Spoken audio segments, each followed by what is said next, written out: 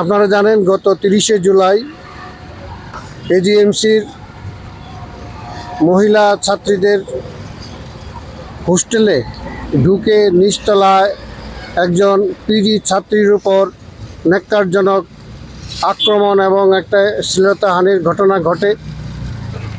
আমরা এসইউসিআই কমিউনিস্ট দলের পক্ষ থেকে এই ঘটনার তীব্র নিন্দা জানাচ্ছি এবং আমরা আজকে এসেছি পশ্চিম জেলা সুপারের কাছে যাতে এই ঘটনার যারা দোষী তাদের তদন্ত করে দৃষ্টান্তমূলক শাস্তি দেয় এবং এজিএমসি সহ রাজ্যের প্রতিটা স্কুল কলেজের ছাত্রী হোস্টেলে কঠোর নিরাপত্তার ব্যবস্থা করতে হবে এবং তাদেরকে নিরাপত্তার গ্যারান্টি দিতে হবে।